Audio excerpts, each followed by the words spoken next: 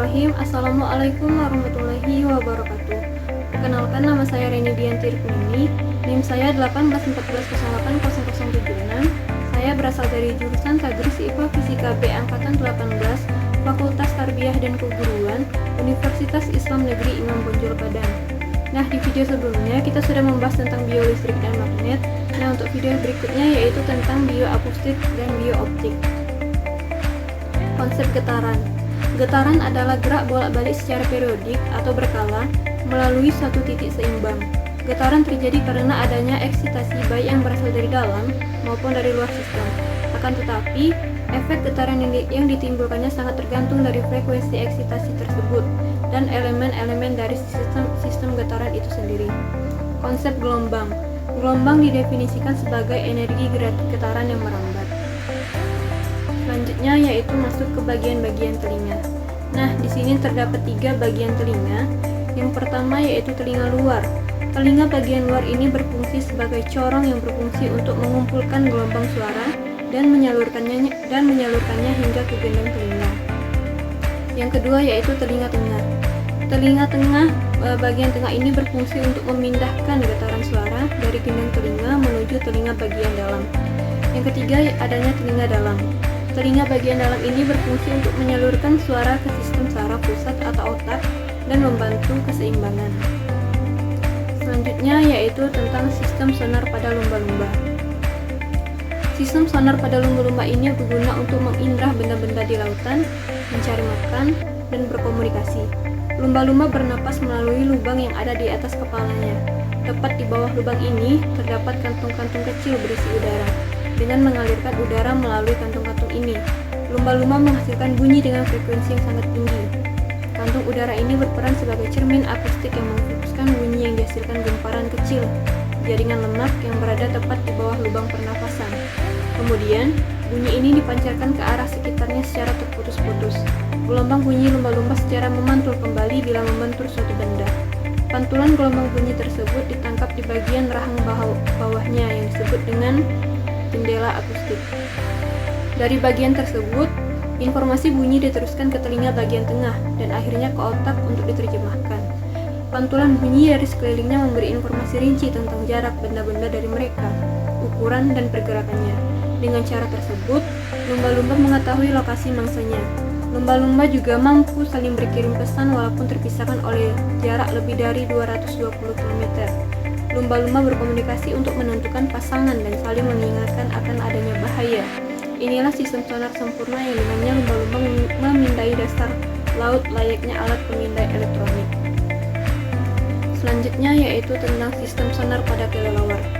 Kelelawar terbang dengan arah yang benar. Kelelawar menggunakan sistem sonar. Kelelawar menggunakan bunyi dengan frekuensi yang sangat tinggi atau disebut dengan bunyi ultrasonik sebaik mungkin. Kemudian, ia mendengarkan bunyi pantul tersebut dengan indera pendengarannya. Dengan cara itu, kelelawar dapat mengetahui letak suatu benda dengan tepat, sehingga kelelawar mampu terbang dalam keadaan gelap tanpa menabrak benda-benda di sekitarnya. Kemampuan kelelawar mengetahui lingkungan sekitarnya dengan menggunakan sistem sonar yang dikenal dengan istilah ekolokasi. Ciri khusus lain dari kelelawar adalah kemampuan terbangnya. Hewan mamalia ini dapat terbang karena memiliki selaput kulit yang sangat tipis yang terdapat di antara tulang lengannya. Ciri lain yang dimiliki hewan ini yaitu posisi tidur yang pada siang hari dengan cara menggantung dan posisi pada badan yang terbalik. Selanjutnya kita masuk ke sistem sonar pada gajah. Gajah dapat menangkap gelombang infrasonik, yaitu frekuensi rendah yang tidak dapat didengar oleh manusia. Gajah juga mendengar dengan kaki, menggunakan ujung saraf yang mendeteksi adanya getaran tanah. Selanjutnya kita masuk ke konsep cahaya dan optik pada makhluk hidup. Yang pertama yaitu dispersasi cahaya. Dispersi cahaya adalah penguraian warna-warna cahaya. Suatu berkas sinar putih bila melalui prisma akan terurai menjadi warna merah, jingga, kuning, hijau, biru, dan ungu.